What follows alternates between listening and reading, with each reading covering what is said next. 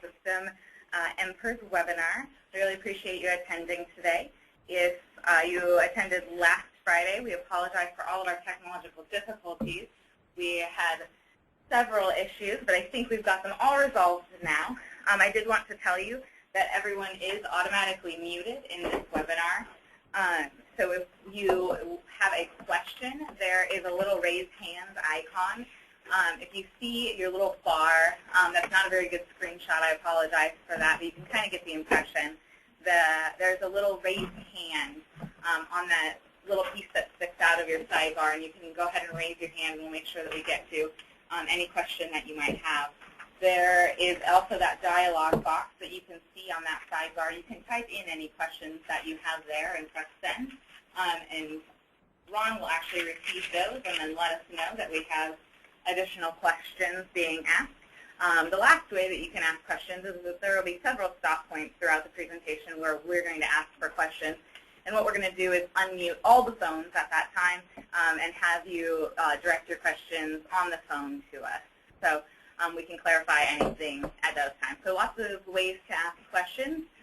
If you look at that sidebar, also at the top, there is a little arrow that points to the right.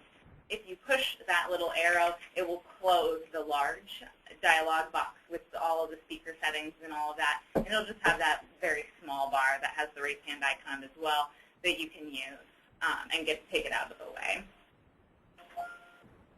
All right. And we are recording.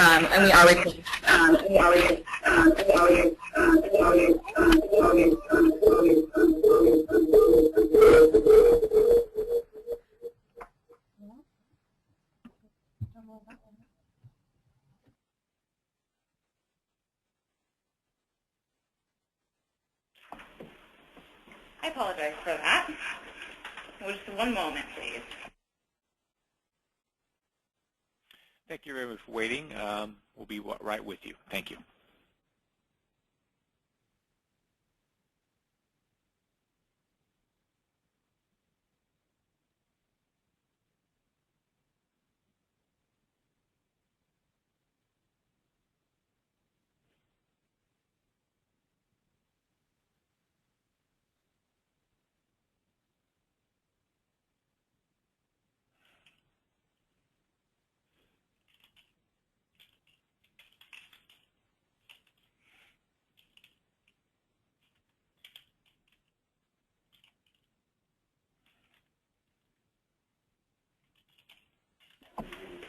All right, everyone, I apologize again for that, but we've got that problem solved. This is the basic configurations that a computer must be capable of in order to run NPERS. NPERS is an internet-based reporting system, so you can use npers.org from any computer to access that system. You do just need to have Internet Explorer 8.0 or above and an internet connection.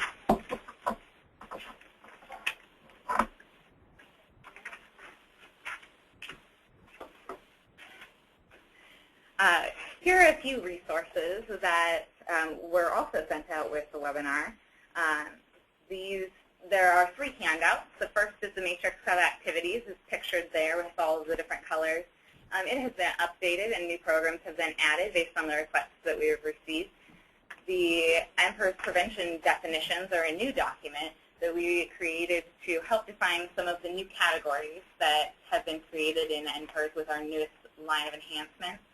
And the NPERS Quick Guide is a very brief document that shows how to enter any activity into NPERS, as well as go through creating recurring activities, which is a new function of NPERS. Anytime you see that star there next to those 2 handouts, that indicates something that's new to the NPERS system that will help you in the future to quickly reference the pieces of the PowerPoint that are new. We'll go through adding an entire activity just for those of you that are new, but we will only briefly touch on the sections that aren't new to the system. A few other forms to be aware of. We do have a request for approval form, which is pictured there. This is for any programs that are not currently listed on that matrix and not currently in NPERS system. And if you want to have new programs added, you just fill out this request for approval form and send it to me, Nicole.Roseberry@nebraska.gov, and we'll get those programs approved and then put into the NPERS system. There's also a tracking sheet, and these tracking sheets look a little bit different in every region. They've been customized based on the needs of that region and how they do their NPERS work. If you don't have an NPERS tracking sheet that has been updated with the changes based on the system, if you would just put a comment in that comment box on your little sidebar on the screen, I'd really appreciate that. We're just not sure if people have already updated that form, if anyone needs a new tracking sheet. So if you would just leave me a quick comment there, I'll get that later and make sure that we get updates to anybody who needs them. So moving on, these are a brief snapshot of what the goals of NPERS are. Basically, what we're looking to do is inform stakeholders, have program efficacy, report to SAMHSA, and do things like future grant writing and tracking the use of dollars. NPERS does a great number of things for us when we can run data reports in a large number of ways, and this is just one way of looking at how the system works. As you can see at the bottom there, accuracy is one really important part of NPERS, because if we're reporting to our stakeholders, if we're reporting to SAMHSA, if we're using this for future grant writing, if the information entered into NPERS isn't accurate, we're going to have a lot of barriers to doing those activities. This is a block grant reporting table. As you can see on this table, there are places where we cannot enter data. One of the reasons that accuracy, again, is very important in entering, and one of the reasons that the matrix was created, was to help people better organize their activities so that we don't get any numbers in these not applicable fields. There was a time where we would run reports and there would be quite large numbers in these not applicable fields, which is very hard to report since we can't put numbers in those fields. It's just not accurate. So just so you know, that's where that table comes from. That's for the block grant application. This is a table that's somewhat similar and shows you some of our required reporting for the PFS grant specifically. So this is taken from the draft community level instrument, which is something that all of our subrecipients have to fill out eventually. And you can see here that pulling data from NPERS would very quickly fill this table, whereas it would be much more difficult if we didn't already have that data on hand.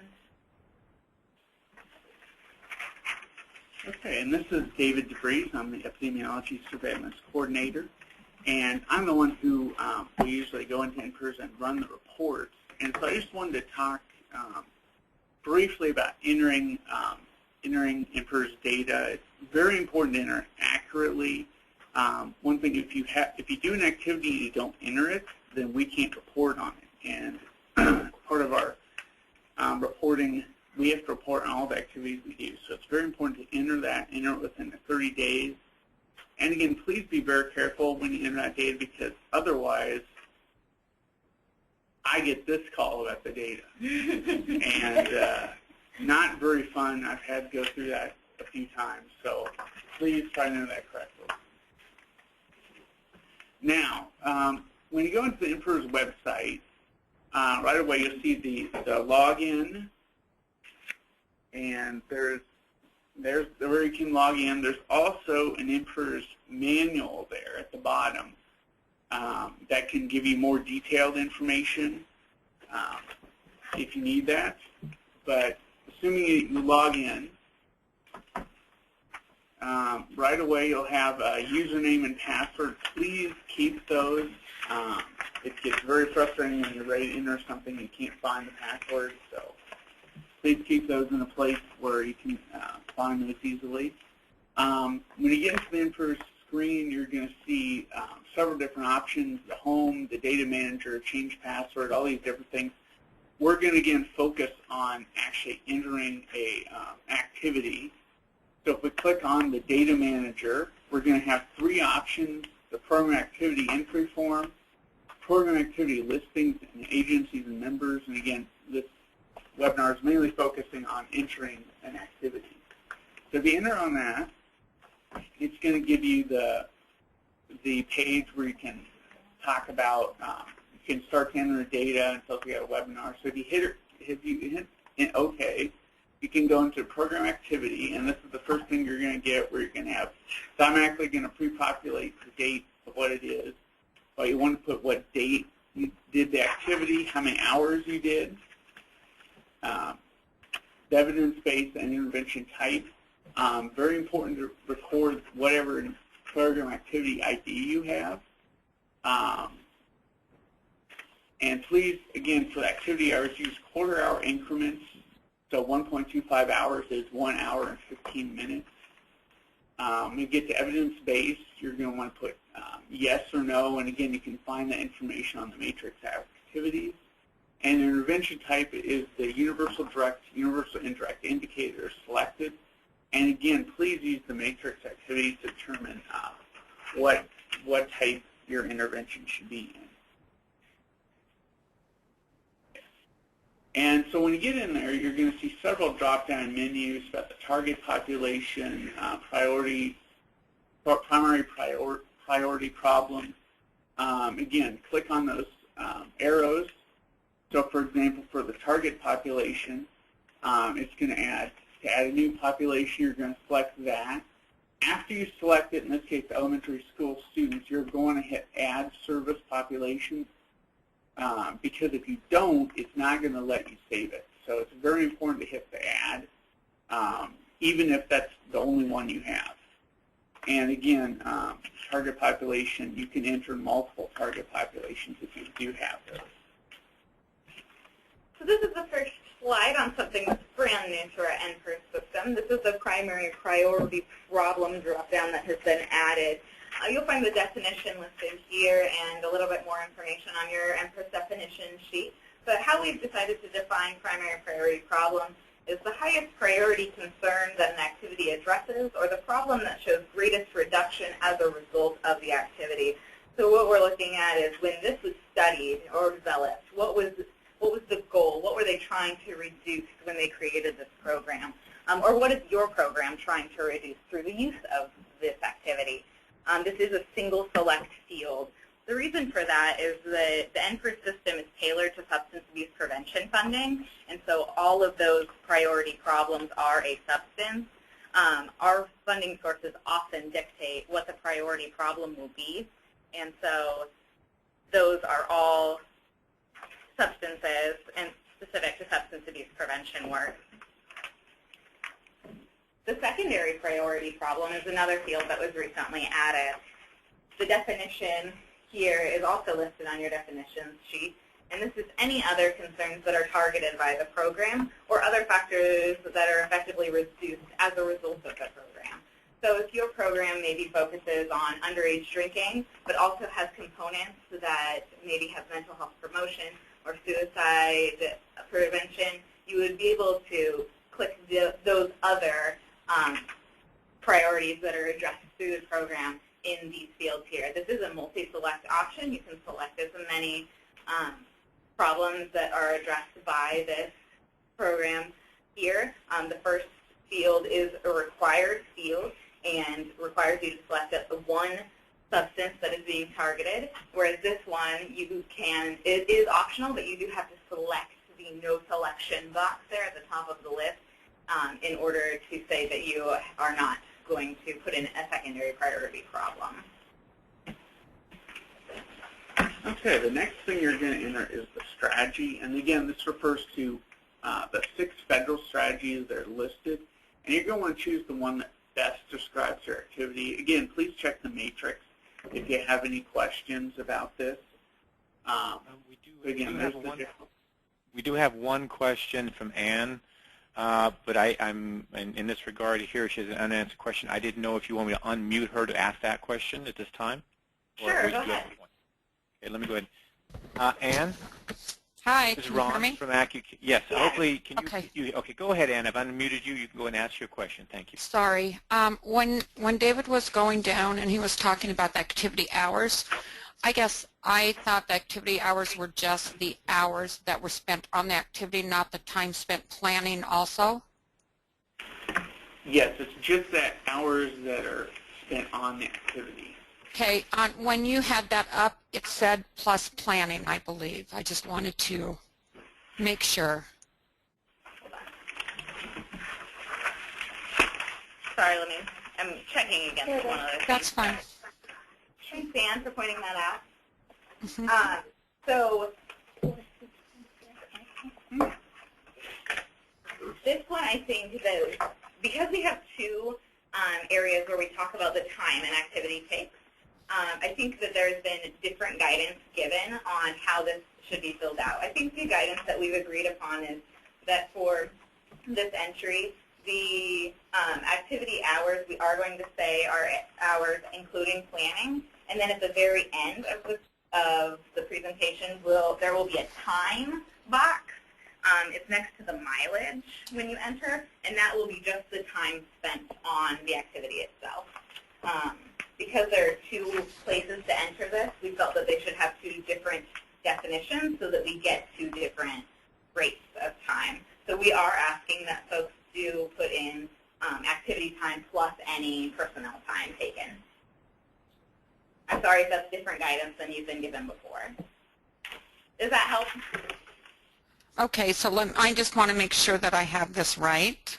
Sure. So instead of just actual activity hours on this first, that includes everything. And Correct. then the last one includes, it's just actual activity hours. Yes, so it says meeting time.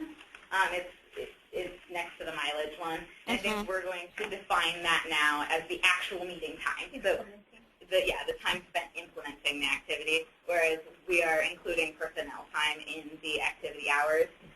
Some of that comes from some new federal guidance that we've gotten through a grant that's not currently using this system, but it may at some point, and so we're hoping to be able to break that out in a little bit different way. Okay, thank you. Thank you so much, Ann. Great question. And I'm going to go ahead and now I'm going to mute Ann. Ann, if you have another question, please let us know. Thank you. Thank you. Go ahead, please. Okay, well, thank you. Again, so after you've entered the strategy, it's going to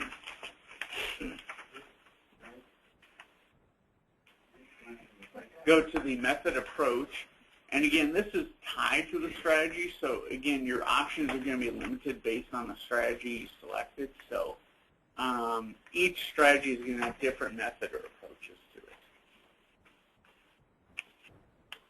And again, use the matrix activities for any guidance you have about questions. Next, you're going to want to look at, this lists the specific activity that you did, and if it has an EBP at the end of it, that means it's evidence-based according to the division. So again, please try to determine what best activity you did. And if you have an activity that is not in there, please submit a request for approval to Nikki, and she can attempt to add that in if possible.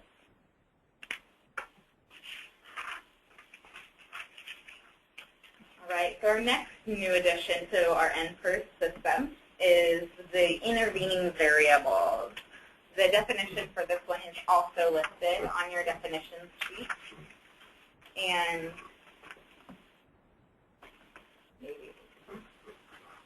thank you. Those are and protective factors that have been identified through research as being strongly related to or influencing the occurrence and magnitude of substance use or related behavior. So basically what we're looking at is those risk and protective factors that we talk about on a number of different levels and how those are being impacted by the program that you're conducting.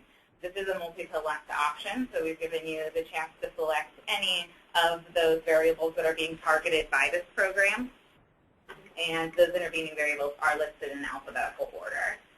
I wanted to show you that the place where we got these intervening variables is from our community level instruments, which is part of the reporting for the PSS grant.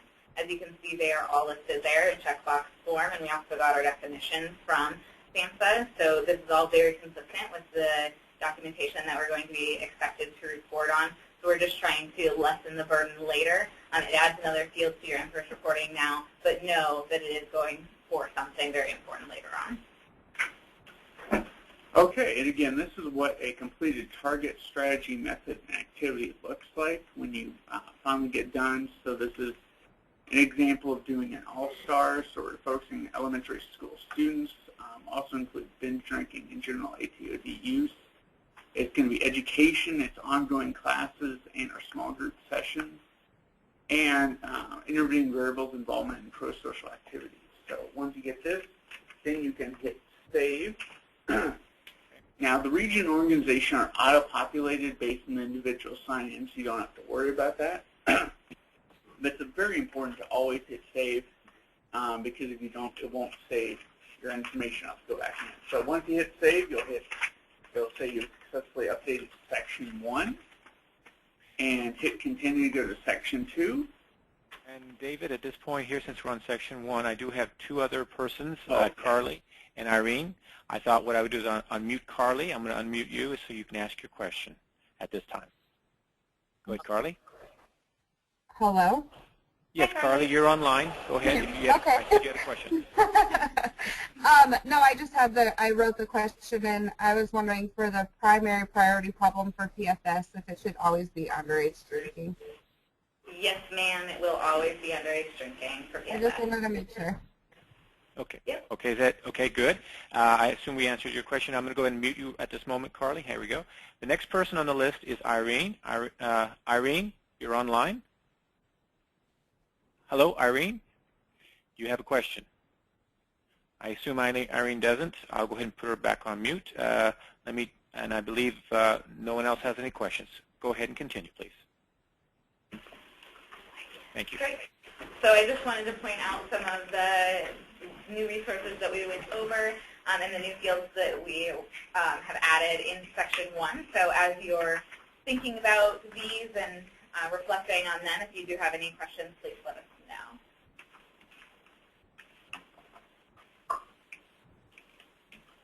All right, page 2 is a focus on the numbers. Now, when we talk about numbers served, we're going to kind of break this demonstration into if you had the first meeting of a group and the second meeting group. So here's a demonstration where you're doing a classroom series, and this is the first week, and you saw 12 participants.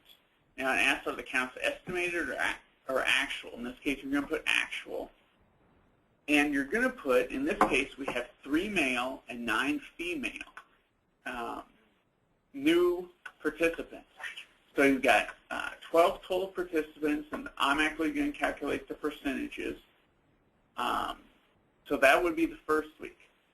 Now, if you go to the second week, let's say you have 6 participants from the previous class return with 12 new participants.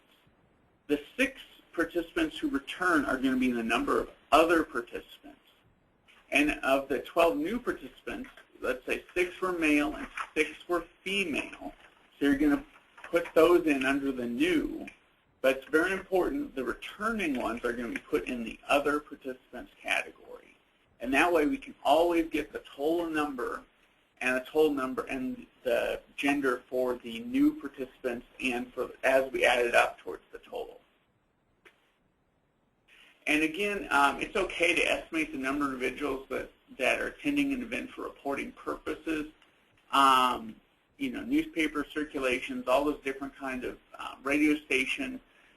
Use nationally recognized audience participation rates. You can get an estimate from there. IMPER's user manual can include additional tips. But if you do have a sign-in sheet or something else, you can quickly get actual data, actual numbers. Are there any questions on that? This isn't a new category, but this is something that we frequently do get questions on, so now would be a perfect time to ask if you do have anything. I do have one question from Maggie. I'm not sure what it is, and I also have a hand that came up, so from Carly. Let me go ahead and turn on Maggie. Are you there if you have a question? Okay, I guess Maggie does not. I'm going to go ahead and have a hand up for Carly. Carly, you're online. Can you go ahead and ask your question? Yes, I also wanted to let you know that Sandy Marcy has joined me for the webinar. My question is, with the other participants, how are you going to know if it was a female or a male that continued the program in the second session? Well, at this point, we actually don't have a way of collecting that. So all of the returning participants are grouped together into a single category. So we've put that on our list of things that at some point we'd like to add to the system, but as it stands right now, they're just grouped by gender, or I mean grouped together, not by gender. Thank you. Thanks. Okay. We have another person. Irene has her hand up, so let's see here. Irene, do you have a question for us? Thanks. Irene, you have a question? Can you hear me? Yes. Yes, we can hear you. Go ahead, Irene. Okay, I'm having issues with my computer as well as my phone this morning. My question, I typed it for you, and I had not entered anything except my time for teammates before. So my question was on the activity hours. Do I need to go back and count each of my teammates, mentor, mentees, and add an hour for each of those? No, don't go back and change all of those. And, no, I mean for this year. I did not do it last year. Last year was the first year that we helped support them. But this year, with all the new changes, I wanted to be sure I was doing it correct. Moving forward, we would like it if you could. At that time, if it's going to be a significant burden, though, you can go ahead and email me and we can work on a solution for it. But if it's something where you do know what the hours are that are being met, we would appreciate just moving forward if you could add those in. Yeah, I have a report of the number of mentors, mentees, so I can just count those up and add. But I don't know if we need the whole year. That's what I'm saying. Is it just, 1 month or? So we will actually show you how to do recurring activities here in a little bit, and I think that might help to answer your question a little bit. But well, we only give them funds one time a year, so I only enter this once. Oh, okay, I see.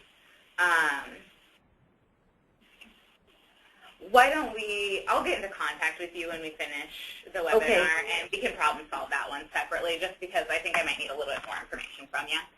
Okay. Thanks, Irene. Thank you. Thank you, Irene. Okay, everyone's muted. Go ahead, please.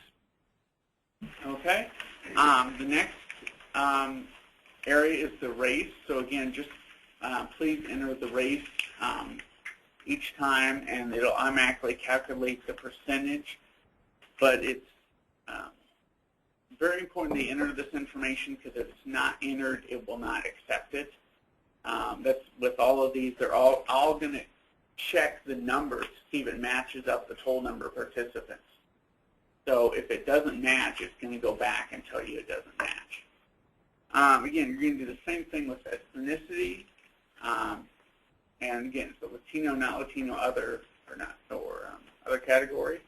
Age categories, again, please just enter the age category for each of the participants.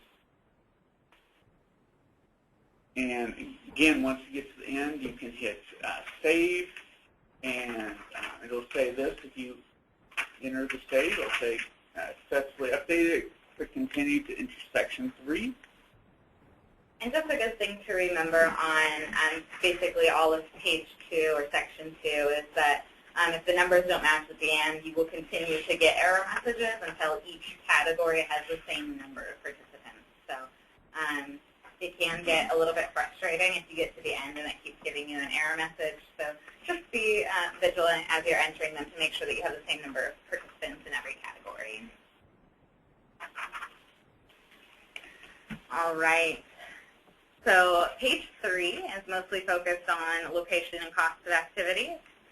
The community served is selectable here. You have a drop-down menu that offers you the choice of the region or the county that's being targeted by the activity. If there are multiple counties, you can go ahead and select there. There's an add button. You select the county that you want, you push the add button, and then this county, the select box goes back to the no selection, and you can select again. If you select a region and click add, it will add all of the counties in that region. So if your intervention targets multiple counties or almost all of the counties within a region, sometimes it's helpful to add a region and then just delete those few that aren't being targeted. This is the cost and funding source page. Here you will see the cost budgeted and the cost actual.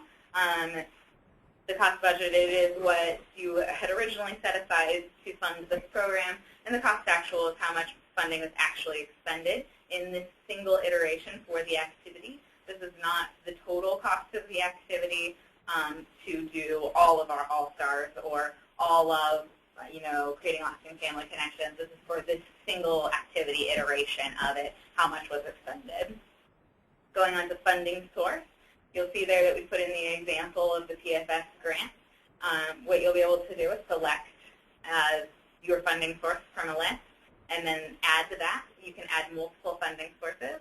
For each funding source that you add, you do have to select an amount of funding that was used through that funding source. And after you put in all of your funding sources, or even if it's just one, it does have to match your cost to actual. Make sure that you do hit save after each funding source is entered so that it recognizes that an amount has been entered. Just a reminder, if you are wanting to capture other funding sources that you receive toward your prevention activities, we are able to add those. I think some examples that are in there right now might be DFC or Tobacco Free Nebraska. So it's helpful for you if you kind of want to be able to track your overall effort.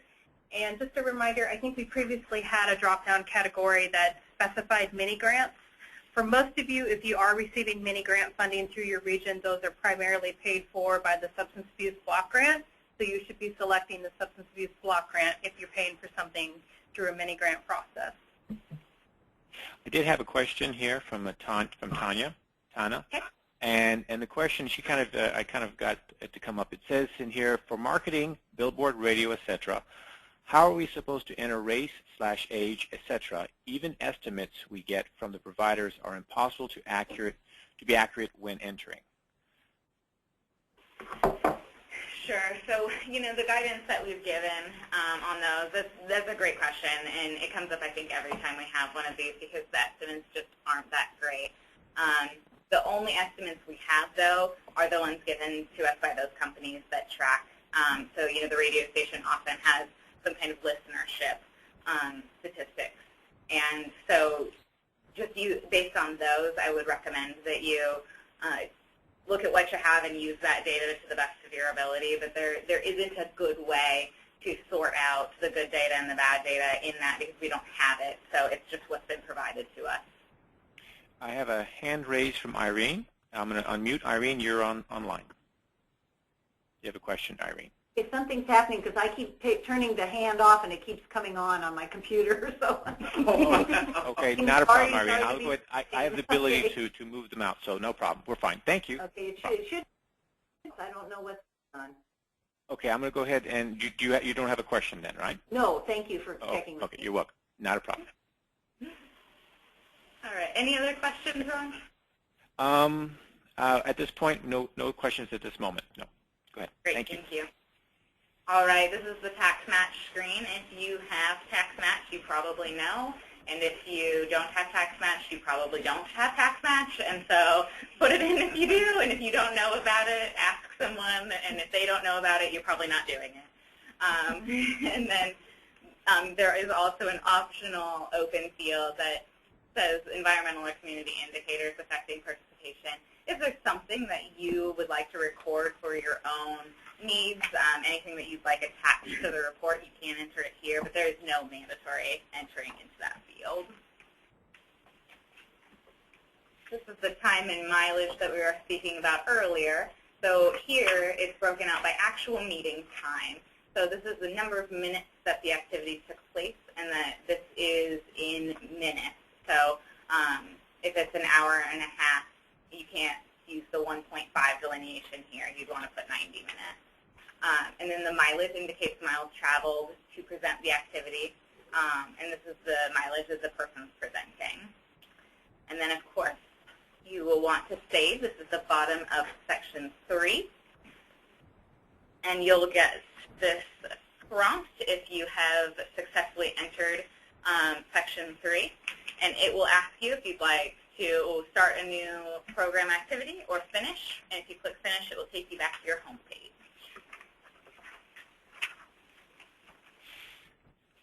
Okay, do you want me to go ahead and unmute everyone if there's any questions and go from there? Yes, please. Okay. All right. All right, trying to unmute all. The unmute buttons. Well, I'm having difficulty doing the unmute button. The unmute button is not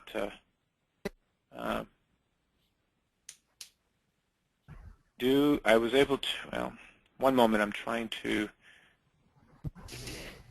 Okay, if I'm unmuting everyone here. I didn't know if anyone had any questions, but let me go ahead and do an unmute. All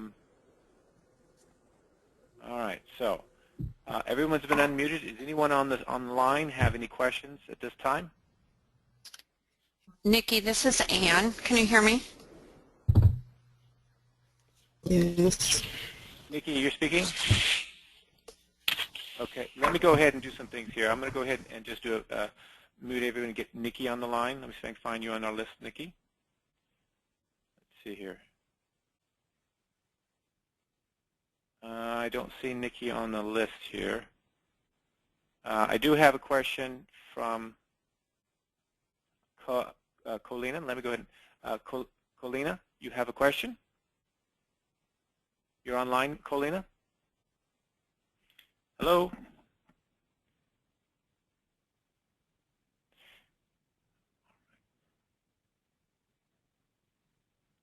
Okay.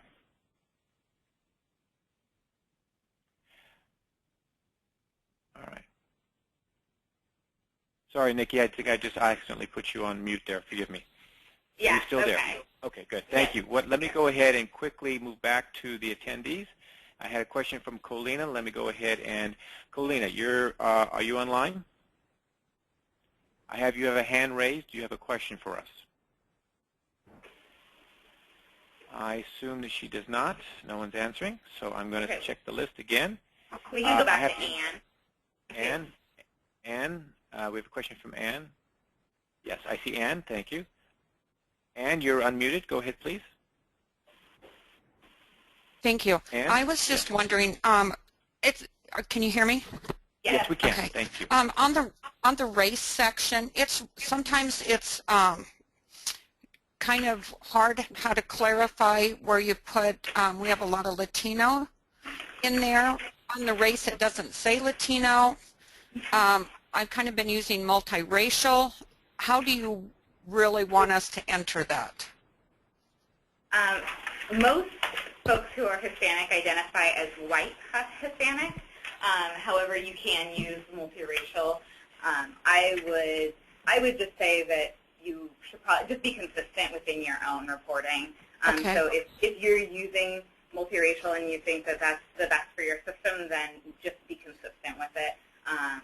Otherwise, you could put white and then put Latino on the ethnicity side. Okay, thanks. Great, thank you. All right, let me check here to see if anyone else is online or has a question. Let's see here. If anyone else has a question, please do your hand raise icon.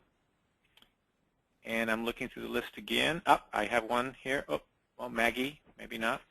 Anyone has any questions? I see no more hand raises showing up. I think we're ready to move forward with the next section.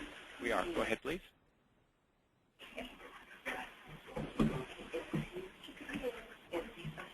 All right, so now we're going to chat a little bit about editing entries. So this is something that we've always been able to do.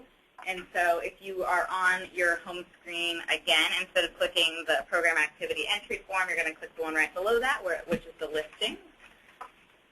And then you will find this here, which is a listing of all of the programs that are currently in the database.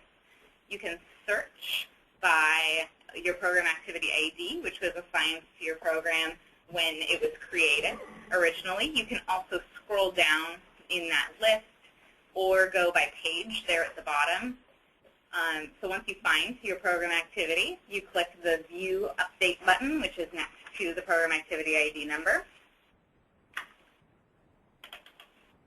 And you will be able to, it will open the listing exactly as it was when it was entered by you, and you can fix anything that might be different or have changed since you originally entered it.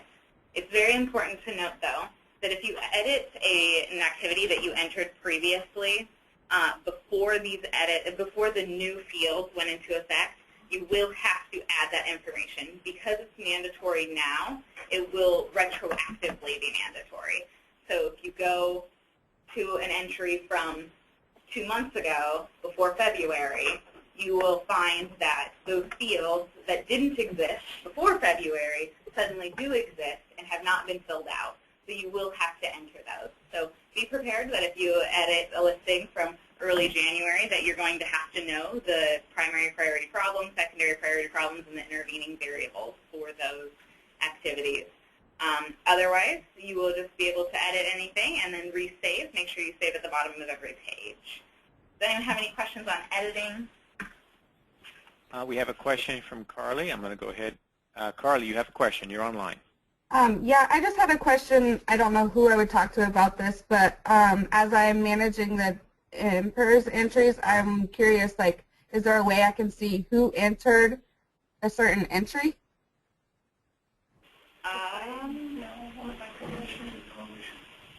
No, we only record at the coalition level, so we could only pull like who the enterer was in terms of like region and coalition, but we don't pull the actual personal data. Okay. Thank you. Thank you. Thank you.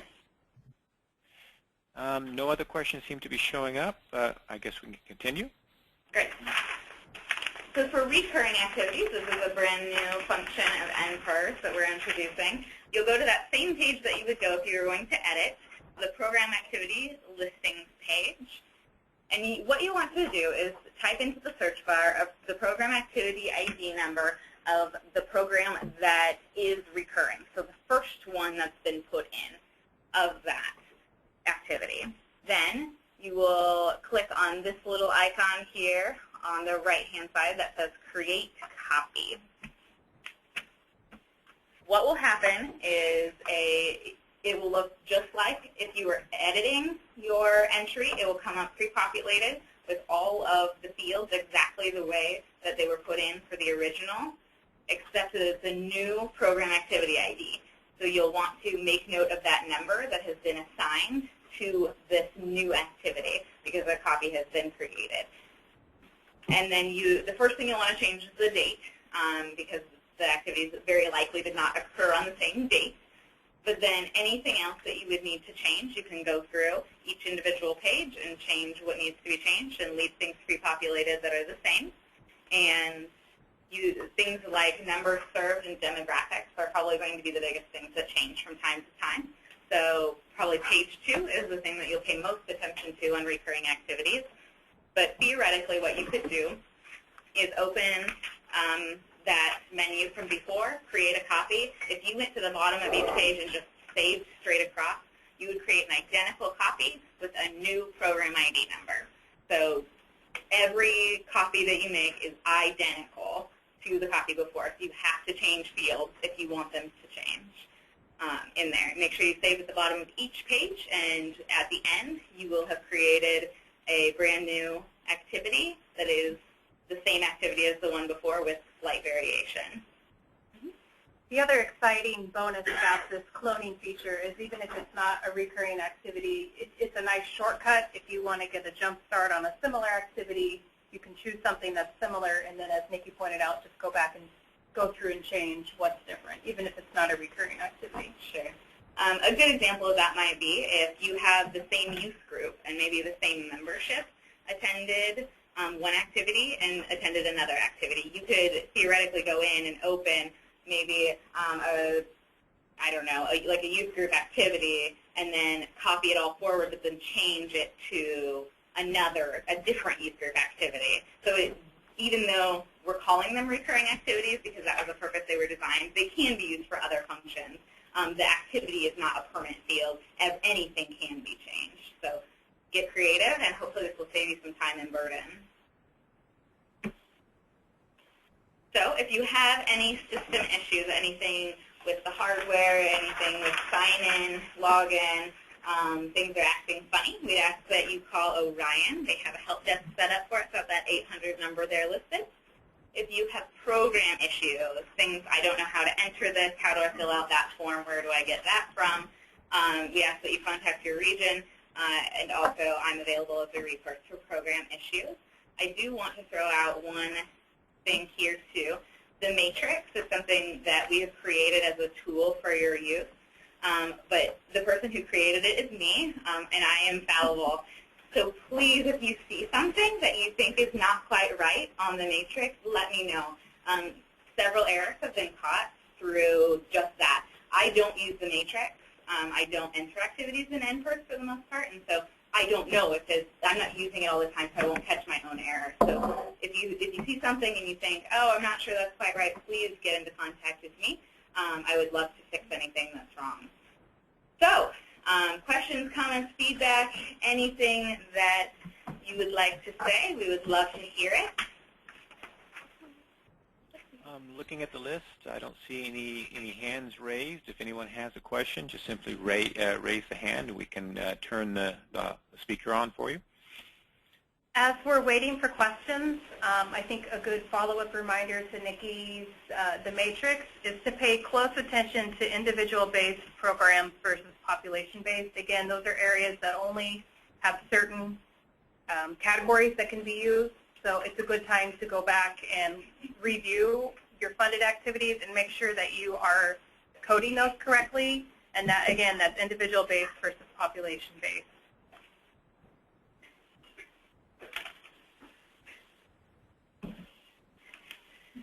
Okay, we do still have some time for questions if there's any.